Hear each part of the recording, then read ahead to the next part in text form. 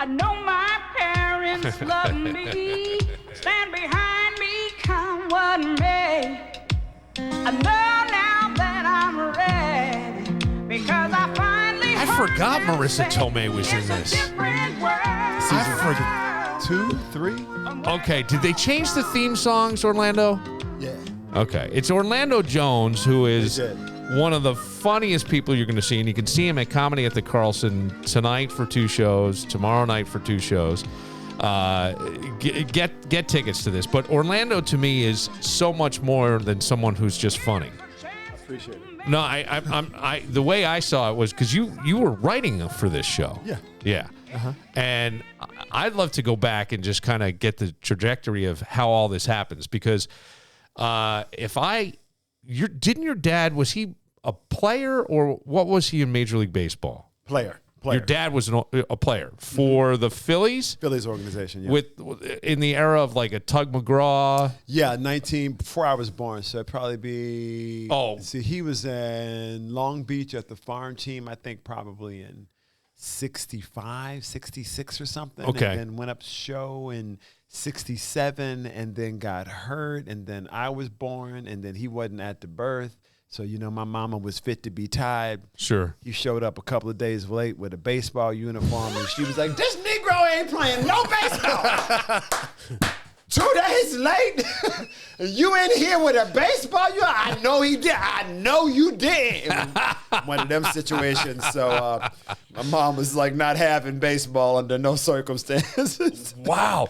So what was that like playing? Because to get to the you know how good you have to be to suck at any major league level, right? I always say that about the NFL. I know guys who have had a cup of coffee, and I go, do you know how good you have to be for everybody to go, that guy sucked? Right. Right. So your dad makes it to the highest level that you can play. Yes. And what was that like for you growing up with that? I mean, so every male in my family played professional sports. They either played professional football or professional baseball. It's really the family business. Really? So the expectation was that I would go on and be a professional. Basketball was the game that I liked, so they assumed I would be a professional basketball player. I was an All-American. I played with Kevin Garnett, Nike All-American, BC All-Stars, all that madness. So I said I was going to go at 18 to California. And my Uncle Larry and my Uncle Lamar called a family meeting to discuss it, of course. Okay. So I walked into Lamar's house. He said, "Hey, sit your black ass down over there. Your dad is saying, Larry, okay. Your dad is saying you moving to California." Hey, what the fuck your daddy say? Your dad is saying you won't be an actor. That's what your dad. Now everybody know Hollywood play the white man and sports play the black man. So unless you one of them Hollywood boys, why is you going to California? And I was like, I don't understand what the big deal is. And that's when Lamar said, "It's a simple question. You won't know if you were diabetic. Do you have sugar in your tank?" That's what he want to know. I said, What, right? Are you gay? And really? That's the legitimate question you asked. Oh God, this is funny. I'm like, where's Unc? And Unc was our one uncle, 6'6", 240, looked like they carved him out of stone. Gay as the day is long, in no way effeminate, and had knocked out every one of them with one punch. Yeah. To which they said, "Well, he ain't here right now because he had, chiropractor. He couldn't make it here." I said, what do you mean? He said choir practice. He's not a member of the church. Hey, I said it's a choir practice, what I said. He said, what he's saying is he had the chiropractor because he hurt his back the other day messing around. I said, it sounded a lot like he said choir practice to me. That's what it sounded a lot like. Ain't nobody say chiropractor. They said chiropractor because he hurt his back. You always making up some stuff. Oh, I got you Hollywood type. You Hollywood. And I literally kind of ignored their shenanigans, and I moved out to Hollywood, and I got a writing job on A Different World. I flew out, I met the EP, and I got hired by Deborah All and Susan Fales, and I became a writer on Cosby's 1 hour block of television on NBC. That's amazing. But go back to basketball. You're playing at such a high level. Yeah. I have a son who's 14. Okay. Waking up today nervous. Finally got on the basketball team. Going to be in his first game tonight. Had to wear a collared shirt. We had to pick out the right fit for the day. All this stuff. but you're playing at a high level. You must have had interest from colleges and things. Oh yeah, sure. I got recruited by everybody. And you didn't. This was a greater pull for you. I'll to be honest with you, man. I was really leaning probably more towards sports, if I'm being really honest in some ways. And my debate teacher was this woman named Gladys Roberts. She's the only teacher I ever had that cursed. And she called a meeting with my dad because I had a basketball game and I was going to miss this debate tournament. And she called my dad and she said, John, I just want to have a conversation with you about Orlando. And this thing that you're doing where you're pushing him into sports is not where he excels. So I'd like you to cut the shit. She said this to your old man. This is my man. I'd like you to cut the shit. Gladys Robertson, like fucking ballsy Irish white lady. I loved her. I love her. She said, I'd like you to cut the shit. I'd like you to bring him to this debate tournament. And my father was like, first of all, I ain't trying to push him no fucking where. And secondly, I'll bring him. And my father came and saw me perform. And he's like, kid, you're a gifted athlete. But at this over here, she's right. You're something else. So whichever direction you want to go, let's go. I won the national championship. Yale. You won the national championship at debating? In dramatic and humorous interpretation, performing the Butter Battle book by Dr. Seuss, which sadly I still know. So once it's ingrained, it's ingrained. Dude, you can't. I go do it at schools because it's on the last day of summer, 10 hours before fall, my grandfather took me out to the wall, where for a while he stood silent. Then finally he said, with a very sad shake of his very old head, well, as you know, on this side of the wall live the Ukes. On the far other side of the wall live the Zooks. And it's high time you knew. And the terrible, horrible things them Zooks do. Because in every Zook house and in every Zook town, every Zook eats his bread with the butter side down. But we Ukes, as you know, when we breakfast or sup, spread our bread, Grandpa said, with the butter side up. And it goes on as he describes nuclear war and the choices that we need to make. And he won a Pulitzer Prize for it in 1984, and I won the national championship. That's amazing. Wow. Wow. So Maybe that's someday kind you of can my have journey. that impact on a student as a substitute. I don't think so. I don't think so. I don't think so. I don't think I ever would. Shots fired. But Red hots or white hots? But this is where, like, to me, I was thinking of there are a lot of comics that have tried to go into acting or have gone into acting, right? And they do. There's typecast. I think Kevin Hart for most part, a little bit typecast. Yeah. But then there were guys like Robin Williams. Sure. And if you knew his background, he was Juilliard and all that stuff. 100%. And I would say that you're of that cloth to me. Yeah. Where you really, you're a storyteller. You bring these characters to life. I mean, we can go anything from The Replacements, which was hilarious when you meet the players and you find out who the cop is. And deal. You know, that whole thing is so funny. Franklin. Yes, Clifford Franklin. And, but I think there's even an independent film that I read about and I have not seen and I would love to see, Till Death Do Us Part. Oh, sure. Yeah. Recent one. Yeah, absolutely. Action movie. Yeah. Yeah.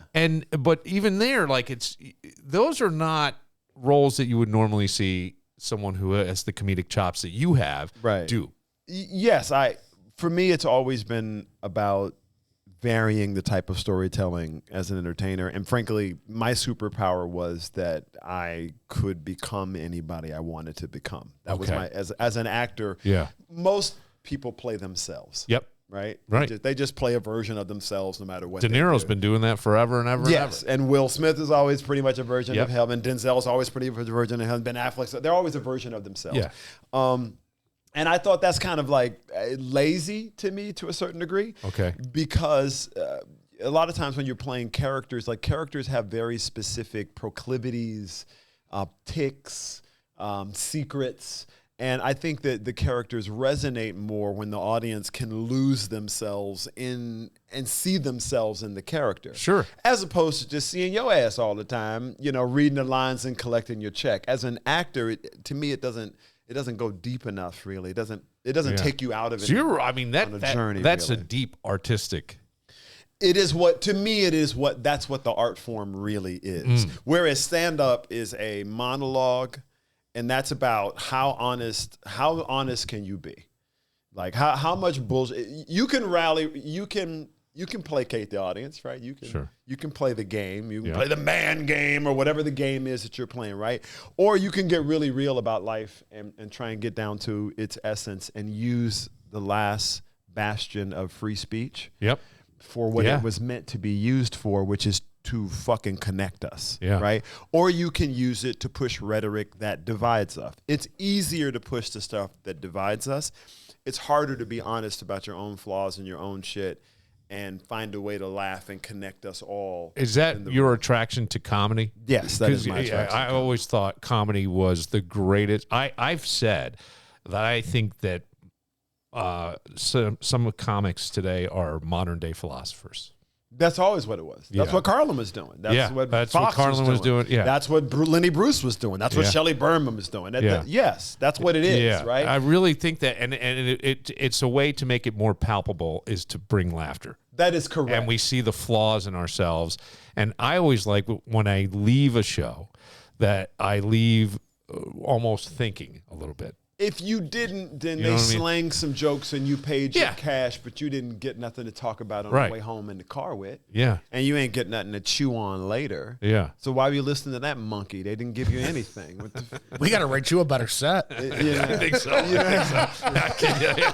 I need some help in that department. Shots fired. Yes, they have been. Fired again. But when did you know you were funny? Because that's the thing is like when you've got a whole family of athletes and people to be able to do this, you've got to have that inner confidence that I can. You know what I mean? And maybe the athletic side of your dad pushing himself and all your uncles and everybody playing at the highest level, you're just like, that's just the expectation. I expect that. I expect that of myself, but also I don't mind falling flat on my face. I don't need to be perfect. I don't give a shit about that. And I think I mostly realized it because I was making my mom laugh, right? Yeah, yeah. And my mom is not for the faint of heart, you know what I'm saying? Like, so, please, my mom is, you do not want to come up on the wrong side of that black lady. You got a myriad of problems that ain't even worth it. You know how many times I've seen her in the TJ Maxx doing a return and the wall says no exchanges, no refunds, no exception. She's like, honey, that I mean, go and get the manager, please, and bring the manager over here so I can talk to them because, I'm a good customer. I'm an extremely good customer, and I'm going to return this today. Well, ma'am, there ain't no sense in you talking. Didn't I tell you to go get the manager? Why are you still here? You can't win. You can't win. So I joke that I speak fluent black woman. Yeah. And I have learned this, and it's not just true of black women. I think it's true of women. Women don't talk about what they say. No. They talk about what they don't say. It's the sounds they make. Uh-huh. Mm-hmm. That's 4 paragraphs of fuck you right there. Yeah, right. That's all that is. Yeah, that is. And the more strange the sounds get, the more trouble you're. That's an essay right there. Right? That's an essay. You ever hear Cardi B? Yes. That's a book. That's a book of. That's all that is. And she ain't picking the restaurant either. Son, all kinds. And if they leave work and they say the following, all right, y'all, have a good day. You too, Marilyn. The add-on of Maryland. Getting cut. What does that mean? Fuck you, Maryland. Skank asshole, Maryland. Got 6 different kids from 8 different motherfuckers, Maryland. Got your titties out at work every day, red lipstick on out and every day. Think I'm gonna train you to take my job, Maryland? Oh, fuck you, Maryland. Fuck you every day I leave this bitch, Maryland. Rendered as, okay, y'all, have a good day. You too, Marilyn. That's all she said. It's what they do not say.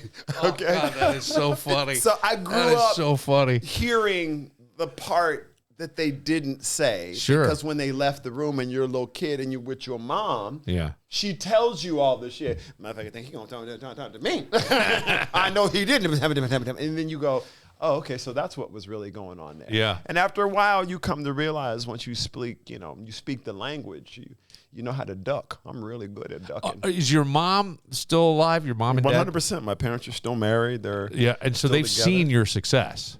Yes, and I talk about my mom in stand-up much to her dismay. She can't stand it. She hates it. Okay. I call her Scarlett O'Hara in blackface. It's fucking true. Okay? It's all sweet and syrupy with fucking knives underneath it, man. Well, that's a southern thing. Where did you grow up? Born in Mobile, Alabama. Grew up in Greenville, South Carolina, Tallahassee, Florida, Orangeburg, South Carolina. Yeah, okay. Because my son just moved back with me, and he was in Athens, Alabama, outside of Huntsville. Yeah, which is more northern Alabama. Yeah. So you were down more to the south on the coast. Yes. Your son's down there in the real L.A., Lower Alabama. Yes, he would. Well, he's back here with me now. Okay. He did. But he was there for 4 years. 4 years. It was interesting. It's a different culture. It is a different culture. Yeah. I went to see him a couple times.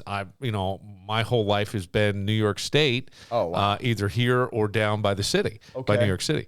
I didn't know any of this stuff. It's easy for you to get confused. Yes, it is. You got to learn the difference between finna and fixing to. Mm-hmm. Now, if I say I'm fixing to whip your ass, I got plenty of stuff to fix before I get around to whipping your ass, so you's pretty much safe. But if I say I'm finna slap the shit out of you, you best duck right then, because it's finna happen, because that's what finna means. So it's so funny you say that. I just said my son uses fixin' and finna all the time. They're part of the language. Yeah, and he's been here since August, September really with me, and was born here originally when his mom and I split. She went down because her brother was a West Point graduate when he left the Army, government job, Huntsville area. Right, so they're doing a lot there. Yeah, it's expanding big. I think one of the big things that happened down there was a Buc-ee's went in on the way to Huntsville, just outside Athens, and they had a pop-up concert with some country star. I think it was Nicole Kidman's husband. What's his name? Keith Urban. Yeah, Keith Urban did a pop-up at the Buc-ee's. By the way, on behalf of Keith Urban, I'm offended. Go ahead. Somewhere Keith Urban just went, what in the hell? He did what? I'm sorry. I apologize. I'm just messing with you. I like Keith Urban's music. I'm not as familiar with that stuff. I understand how you might have been more attractive to the Chess Puppies on Nicole Kidman and missed Keith Urban. And by the way, I mean, another one who's doing a ton of movies these days. Nicole Kidman's in like a shit ton of work. She is a beast. She stays in it. I mean, ever since she was naked on stage in London, she's been with Tom Cruise back in the day. Mm-hmm. She has been with it. See, I know her as Q-Tip's girlfriend, so I'm trying to wrap my head around this whole. I'm like, you went from hip hop and Tribe Called Quest to country. This Australian girl travels. Yeah, she does. She does. Yeah. Yeah, and an equal opportunity employer. So God bless and all that. So, are you still writing your own stuff now? Of course. Yeah. I mean, besides the stand-up is my thing. Yeah. I'm producing a bunch. I mean, I've always been writing, so that's always kind of been the job. You get thrown into it at different times. Sometimes you don't want to, but you do. Which is what happened on American Gods. Where they asked me to write, and suddenly I had to write and produce the show, and I wasn't really planning on that. But I'm a Neil Gaiman fan, and I thought I understood the mythology well enough to do that, so I did it. So I write and produce a lot. Fix a lot of stuff, come in and, play fixer or write something. I helped, Nick Cannon launch Wildin' Out. And you did. I love that show. I have loved that show for years. It was one of my absolute favorites. I love, I did the first episode of it. I have Sling now, and it's doing, I don't get to watch a lot of TV these days. Yeah, of course. And we're all. You have a life? It's the golden age of television, though, is it not? It really in a way? is. Like if you have a project, you have an idea, if you can get it moving. It was. That era has now passed. Okay. But it was the golden age because they stopped making movies. Yeah, Hollywood really kind of moved away, and they started doing either cheap horror, romantic comedies with Jennifer Aniston, hilarious, right? Or they stopped making action comedies like the Rush Hours and 48 Hours and those type of movies, right? And they all turned into Marvel movies with comedy, right? And suddenly Iron Man is just hilarious. Right. And you're like, what happened? So they kind of moved away from it. And all of those interesting writers moved to television because that's how you got your movie. You took your movie and you redeveloped it as a series. Right? And then it started to go to pay TV and premium television. And that's how we wound up with where we are right now. Well, there seems to be just when I say golden age, so many opportunities now. I even see that Tubi has an original. Yes. Right? And they were just sort of recycling shows. You could get all your Yeah. TV shows for free, but now they have an original movie coming in. So all I'm saying is there seems to be more opportunity. Are we getting better stuff? I don't know. Well, you're not, and there is an opportunity, right? It's kind Okay. of it's two sides of the same coin. So I would put it to you like this, right? Tubi has made its money grabbing other content, right? Yep. And then making ad dollars off of it, right? Right. And what everybody came to realize was advertising business and television business are the same business. It's really television is the advertising business. Right. So if you don't have a way to collect advertising dollars, you're going to have a problem. So you saw Amazon add in an advertising tier. You see Netflix add in an advertising tier. Max, which I pay for, Correct. now running ads. Okay. So that they all finally realized that it's always been the advertising business, right? So in the advertising business, there are things that a brand wants to be attached to and things a brand doesn't want to be attached to. So that means the riskier, more crazy content is always going to be lessened in the advertising model. Right. And in the non-advertising, I'm just getting my money paid from subscribers every week model, I can do House of Cards and kill a dog in the first episode. Right. But you ain't killing no dog in the first episode with any sponsor No, you're not. attached to you. Right. And that's Not happening. To me, that's the controller of free speech. That is correct. And that is why I say stand-up is the last bastion of free speech. And even here, it's limited because in the digital world, people can get offended by anything and take what you said in the moment out of context, put it out into the world, and suddenly a lynch mob is coming for you. And right? even with AI, you may not even have said it. That's 100%. They can make you say it. That's right. And I tell people all the time, like, honestly, like, I don't give offense. It ain't like it's a gift I wrap up and handed it to you, okay? You take offense. You see, you don't include me in the decision-making process. You know, that's interesting because I will often say, and I've said on the podcast, there is no meaning to life other than the meaning you give it. There's correct. no meaning to any moment other than the meaning you give it. I threw bitch in the air. You claimed it as your own. Yes. I wasn't talking to you, bitch. I was just talking. It wasn't directed at you, okay?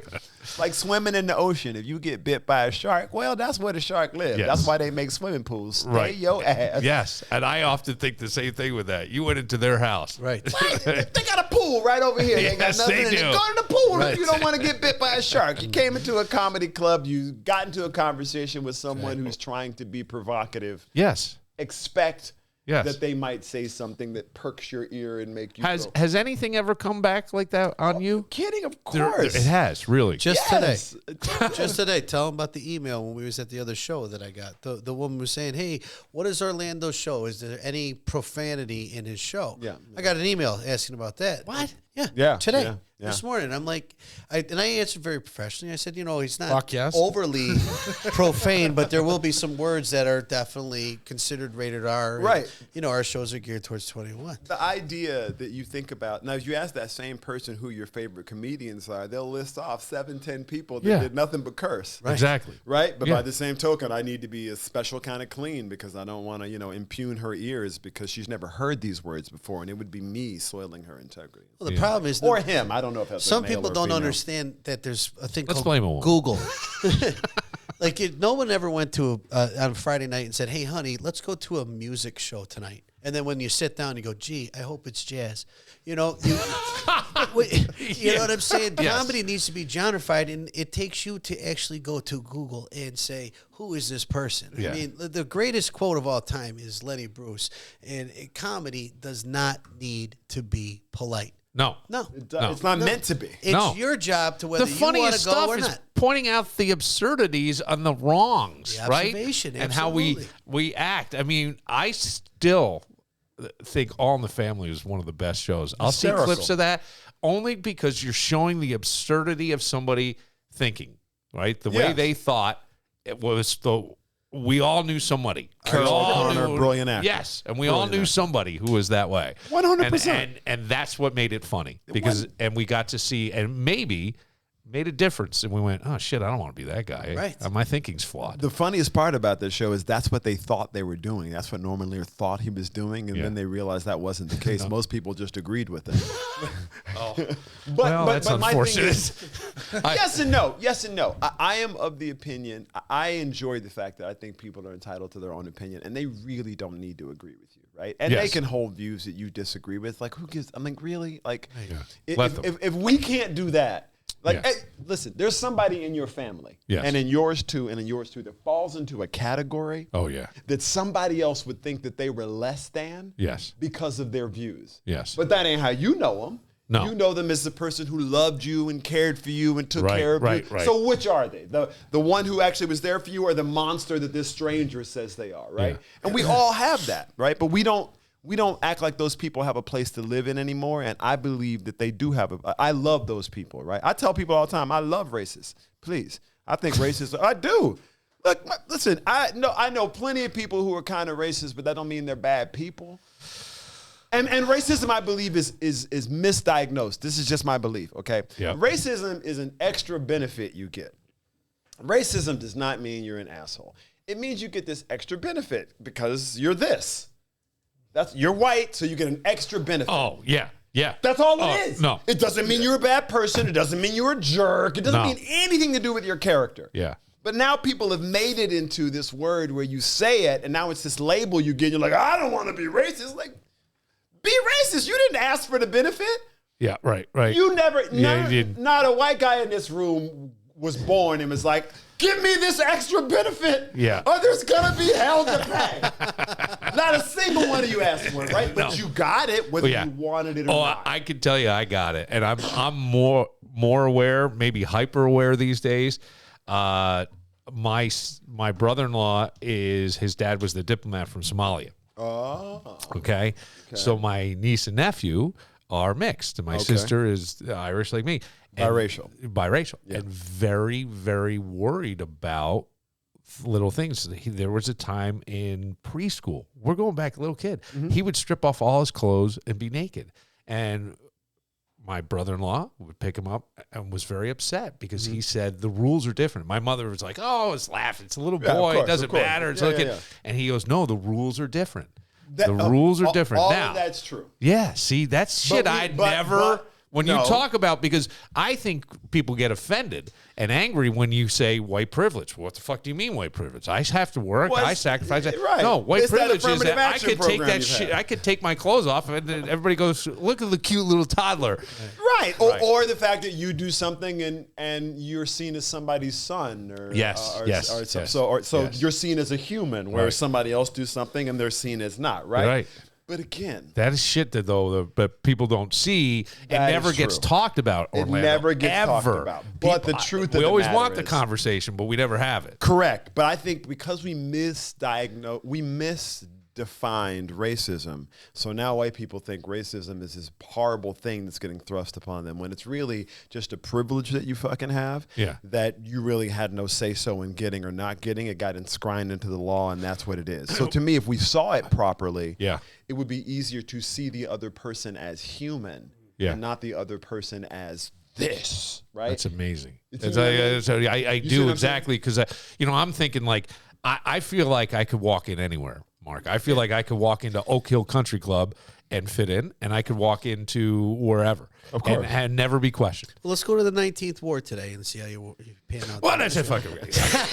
But I'm saying, in my bubble. No, but in my bubble, right? In my bubble. I get exactly what you're saying. That's what I'm saying. But you're right. At the same time, there would be that. I wouldn't fit in. But those are isolated places, right? Yes. The vast 100%. Majority of the world, you straight. You're good, right? I have to be more conscious of what that is, but it doesn't mean I necessarily can't go. No. And here's the most important part, right? No matter who you are, you got to cross the bear, okay? Trust me. Okay, kids in Gaza got to cross the bear. Different kids in Somalia got to cross the bear. And right now, rich kids in Los Angeles who just had their entire lives burnt up, right? Yeah. Say what you want. They might be rich kids who had to move to their second home, right? But it doesn't mean that they're not going through something, right? But you got to see people as human, and you can't see all the shit around. Where do you live, by the way, since you brought up the fire? I live in Joshua Tree in Beverly Hills. So I left the fire still burning and came here. Okay. Yeah, I just want you to know. Close to your home at all? Oh yeah, I could see it. Yeah. No, well, because we had we talked Slayton. to Slayton the other day. Oh yeah. Yeah, and it was like 12 miles from Bobby's house. Is Yeah. what he was saying. It Yeah, came yeah. close, and he said he's up on a canyon where the winds at times can hit 60, 70 He miles said an hour. it was like hurricane winds. Yeah. That's what. I'm on the 17th floor of a high rise right on Wilshire and Beverly Hills, and you I can fancy. literally see it. And the winds were 100 miles an hour, faster than the Santa Anas normally are. Yeah. And look, fire started, and then it burned up one of the ritziest places in town, and now those folks. Well, the crazy thing is, like, I mean, even with the fire hydrants, the thing, you're not expecting an entire neighborhood to burn. A house, I got it. But think about it. There's been a drought in California for how long? 25 years? We've been talking about the drought in California? Okay, all right. These sons of biscuits didn't bury no power lines like y'all do here. All right, this is what I've been saying. Okay, too. they didn't bury nothing, right? They got right. it all up above. Okay, SC&G left the power on even though they knew 100-mile-an-hour winds were coming. And what did those 100-mile-an-hour winds do? Knock over those They knocked over the poles, power yeah. lines. And what did they do? They fell in the brush. And what happened? The brush is a drought for 25 years, and then a fire happened. And guess what stoked the fire? The wind. Yeah. And then it blew and burned and blew and burned. Now, that's not really a politician's fault. That's really more Mother That's Nature. how it happened. It wasn't a guy eating a cat. Yeah. Started a fire with the thing. No, that's how the Hollywood fire started. That was the dude eating the cat. It wasn't. It was reality. Yes. It was real life. The guy eating the cat was in Hollywood, and he was like, this cat is delicious, but it would taste better if it was more charred. So he started a fire and set Hollywood on damn fire, okay? Because there's arson, right, and Mother Nature. Yes, there is. There's both. But I've wondered. Look, power lines are still above ground here too. I lived in a neighborhood in Pittsford that had them above ground. Yeah, Webster is too. Yeah, and the newer ones, they start putting them underground. That's right. Is there too much rock in the Malibu area to bury those power lines? Because that's the stuff that, I mean, Yes. Malibu gets winds all the time. Look, the topography is what it is. You're talking about mountains going into ocean. The topography is really crazy in it Southern is. California. And this stuff was built a long time ago. Like they're talking. When I first moved to California, dude, I saw houses hanging off the side of the mountains, and they were like, "Go on in and have a good time." And I was like, "No, the hell, I ain't." There's a 2x4 holding up there. What the hell is wrong with you? Half this house is hanging off the side. You know, we'll be fine. I'm like, how I know that? I don't know y'all like that. And then the mudslides came, and those houses slid. Yeah, they did. Yeah. Right? Yeah. So I wasn't altogether nuts. No. But these things were built a long time ago, and you can't convince me, though built from better materials, New.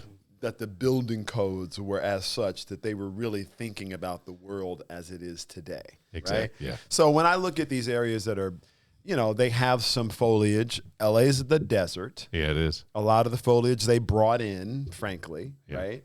And going out into the ocean, you're going to get some. But, it happened, right? But we've been watching. Look, remember when the floods happened in North Carolina? Yes. Remember that? Yes. And rednecks were on telling me, I lost everything. We tried to find my truck is gone. Lost my dog. My wife left. It's like a country song. Everyone. Okay. Nobody gave a shit. Nobody. Nobody did give a shit. Right? You're absolutely right. So here I am now, these horrible people, many of which are friends of mine, and Mel Gibson lost his house. Like, I'm devastated. I mean, I cry every day because I just don't give a shit. I don't. Listen, I lost all of my stuff to black mold in 2014. That's the worst. And then I got hit by a hurricane in 2016. Lost everything again, and then I got hit by again in 2018. Where was the hurricane? Were you in Wilmington, North Carolina. Oh, gotcha. So I got hit there. You gotta stop And- collecting shit. I didn't care when I lost my own shit because I Right. realized it was just stuff. After Right. the first time, I was like, I'm going to have to get over this. You know what I mean? But so I didn't care when I lost my own stuff. So I don't feel bad about not caring about other people's stuff, especially when you got to move to your second home in the Four Seasons and sort it out for a year. Like, these are not regular people. These are not regular people. These are not regular but people. some of the neighborhoods were more regular Altadena, people. that traditionally black neighborhood. Yes. The folks who lost, there are Yes. about 6 or 7 fires fires. There are plenty of places where real people lost their stuff, Yeah. and I am not convinced that the government is going to step in and help them I for don't the either. needs that they need. I Right? agree with you on I that. believe, and that's true even for the rich people. I don't believe they're going to get the assistance I think that they that want. it's going to be a pain in the ass to try to rebuild. Try to rebuild anything. Get a fucking permit for anything in L.A. Anywhere but L.A. Try it. Go ahead. Try Try to it. do anything in California, and it's going to cost you more. It's Yeah. California. It's going to be interesting to see if then when they do rebuild, if they are smart enough to put them underground. So April Or were you just Macy gonna was here put 'em last right back up? weekend. And Yeah. her house was right smack dead in the middle of everything. Horrible. Like, she showed me a picture. Every single building around her building completely destroyed. Her building did not burn down,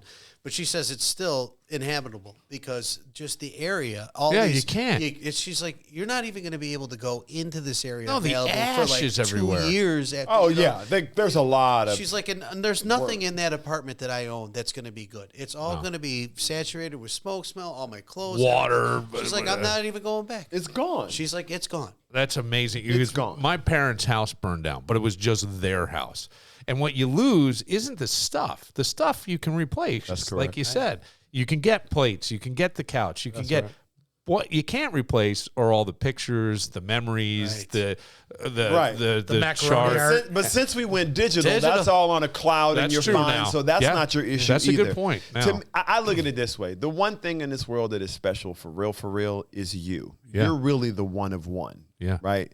And taking care of that one of one, for me, is number one. They can make more of these and more Yeah. of these and more of those and more of these and more of those. They just manufacture more, right? Right. So they'll manufacture more and you'll move on with your life. But hopefully you got out with your life, which is the most important thing. And that's what I hope for them, is to be able to rebuild in a happier, space and Yeah. place, what have you. Man, But you as are one of the coolest motherfuckers I've ever Yes. talked to. Yes. I'm sorry. I I appreciate just that that. is Kind you of. are one of the coolest. You're the just best. you get life, man. I've been hanging with him all day. Yeah. Love him. pissed. Yeah. No, man, just him, nonstop. not you, Oh, yeah, him. it probably is. You're right. It's definitely a downgrade for him. Won't leave me alone. I disagree. But I got to tell you, hanging with him, man, I've been booking him probably about, I don't know, maybe 20 years, maybe 15, I don't know, from the old club. And Yeah, he's from one of the old club. best hangs, best human beings. Yeah, period. just- That's Period. comedy for me, right? Yeah. Comedy is when we get to do this, we get to share ideas, we get to see each other, we get to laugh. Yeah. Right? Hopefully stay in touch, and then we have some kids, and then the kids feel some connection because we had a connection, and they help each other move through this shit box called life. That for me is it. I Yeah. don't know what else this bullshit's about. I don't either. I agree with you. If you're looking to share, his dream is to write a Hallmark movie. If you want to share an idea with him for a Hallmark movie, that would be great. No, Well, all you gotta do is make it Christmas because ain't nothing Hallmark than Christmas.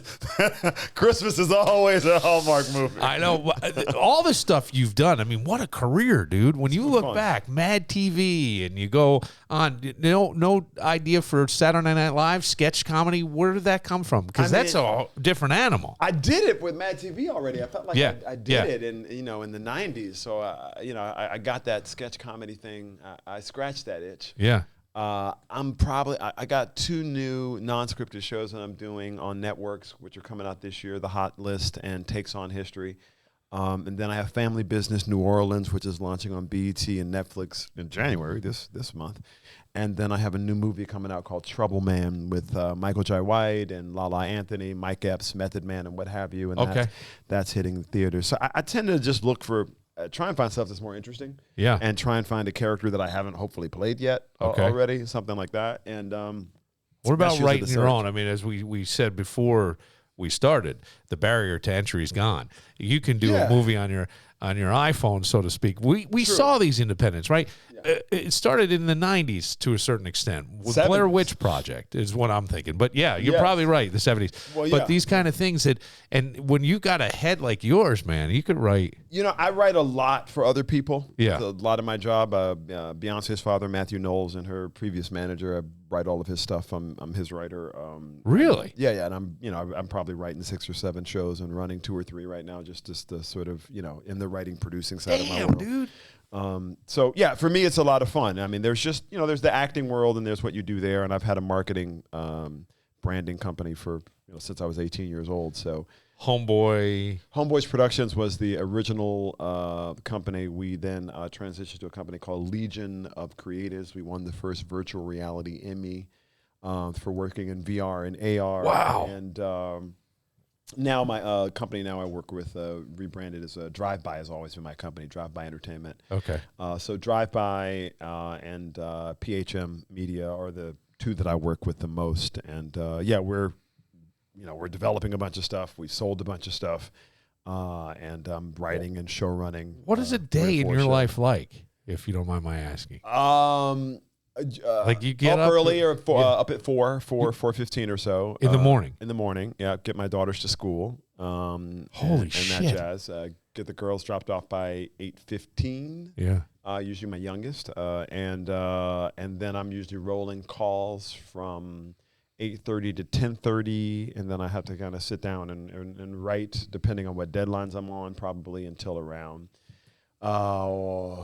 2 o'clock or so. Pick the girls up from school, get them back and settled and doing their homework and whatnot, and then 5:30 get dinner ready and whatnot. Girls go to bed, and then I write from probably about 9 o'clock until midnight or so. And then you get up again at 4? And then I get that's my. Did you write all this shit down, Captain Outlook? Yeah. Because Well, hang on. you can't figure shit out.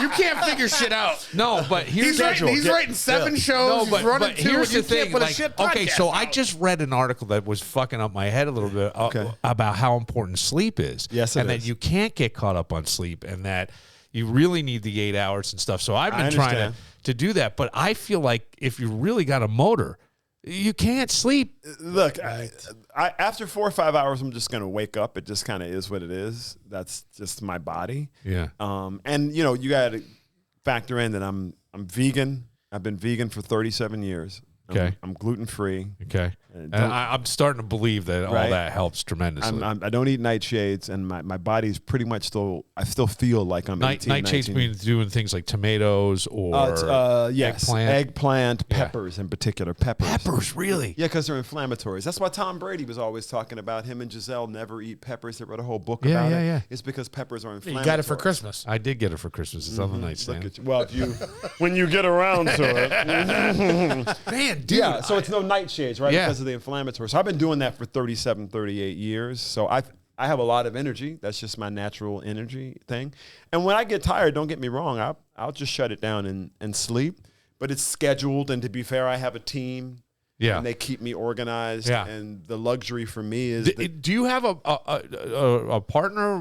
The girls, you're doing it all yourself? You single parent? Oh no, I'm a single parent. Me and my ex are divorced. Yeah, so yeah. we share custody It's a lot. of the girls and everything. That's So, yeah. that's a lot. But And then of course, if I don't have the girls, then Yes, it changes, just but- hanging with my girl, and I've got all day to work on, Right. those days. So Yeah.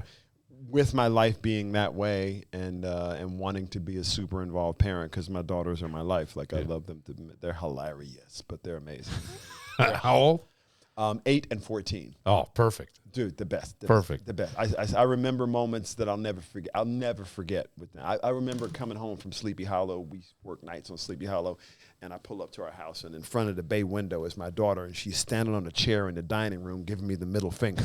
What the it ain't even 7 o'clock in the fucking morning. The minute I did, bitch, and lost that, bam, I close the door. I walk up to the house. Fix it I or finna? open it. Finna. Finna whoop some ass is what's about to happen. She comes off the chair and she goes, Daddy, I cut my finger. And she's holding the middle finger like that. And I'm like, of course I do. Oh, boo-boo. Daddy gonna make it better. I pick her up. I kiss her. I take her into the kitchen. My ex-wife is standing there. And she goes, put her down right now. I'm like, what the fuck is happening right now? Why are you so mad? She goes, your daughter told me to kiss her ass this morning. Okay?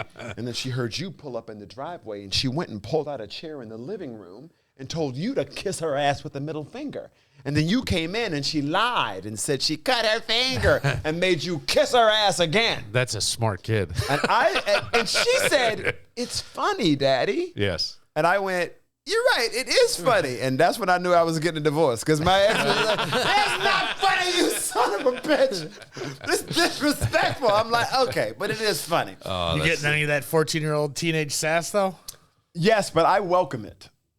She's smart. You're supposed to say something smart back. Yeah. I don't want you to say something stupid back. Yeah. I mean, be respectful, but you can have a thought. I mean, I'm not mad at you for that. So. That's what I always think. Too, Yeah, like I get 14-year-old. my kids and I get along really, really well. Yeah. You know what I mean? She knows what the rules are. I don't have to say nothing. I've become, as an older parent now, right? I have 2 older sons in their early 20s.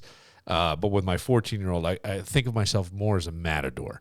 I see something I don't like you doing. I'm not going to yell. I'm not going to stop. I'm not going to tell you, like my parents, you need your head examined. I'm going to wave a red thing and go, come on over here. Let's try this. Let's get over here. That's right. So you feel like you have some power and you're making some decisions. Let's just make them right. Yeah. But I don't need to yell at you. Look, they're little humans. Yes. And if you don't respect the fact that they're little Yes. humans, they're just going to tell you to screw off because Exactly. they're little humans. So I just try and be like, look, I'm not here to – I made the same mistakes you made, so I'm not here to tell you I'm perfect. I'm here to tell you can keep that bullshit up, and this is how it's going to end up. Hey, ain't got nothing to do with me, pump. Right, exactly. Skin your knees if you want to. You Yes, know? yes. That's what I say. I always say the same. That's a funny thing because I always say you need to skin your knee You to do. learn. You 'Cause if need to hit. It is so. Listen, if my ex-wife had skinned her knees, she wouldn't have been the pain in the ass that she was. Then Yeah, she right. married me, and I covered up all the problems. So by the time we got divorced, she was talking like she was a genius, and I was like, "Bitch, you ain't had a job the whole time we known each other. I don't know what you're talking about right now. You spend money. That's what you are very, very good at. I didn't stop you from a career, right? But you've never been allowed to skin your knees, Yeah, right? yeah. So I was like, "Yo, go skin your knees. Go figure out. Go. You know, go fall down a couple times. Right. Well, I still just whooping asses. It works for me. everything from the Gangster with that. 7-Up commercials That's all my the way favorite. through Orlando Jones. Catch him at the Comedy at the Carlson. 2 shows tonight, 2 shows tomorrow night. Yes, sir. And you can get tickets by calling. Nope. Go to carlsoncomedy.com. The Yes, phone is, sorry. come on. Yeah, Free we're story. all days. All days. You got this But get it, computer. because these shows are going to sell out and you're going to miss out, because I don't know this for a fact, but I would think that you're going to leave there feeling better than you walked in. He killed hope so. last Yeah, I night. mean, yeah. Every single person last night was gut wrenched, Yeah. bent over in their seats. Yeah. It's great. The guy is. I did an hour 20 last night too, so I'll probably be a little shorter. Yeah, when people come out and do the Thursday night with me, I like to give them a real show. So I did an hour 20 last night. I'll probably keep it tight. The first show will definitely be probably 45 to an hour, but the second show, you know, we mess around. Who knows how long? I mean, I've got like 3 hours of material, so I don't really need to. One of the most talented human beings you're going to see. Go check out Orlando. Certainly a pleasure to meet you, man. Thanks, man. I Really, appreciate really, it. Thank really you guys enjoyed for having talking me. to you. Yeah. We will wrap it up. For Kevin Muir, with some funny lines in there picking at me. It's easy. Well done, for Kevin. Mark Ipolito. Dabba dabba do. And, of course, for Orlando, go catch him at Comedy at the Carlson. I'm Bill Moran. We'll see you tomorrow. I woke up in a hotel, didn't know what to do. I turned the TV on and wrote a letter to you. The news was talking about a dragnet up on the interstate.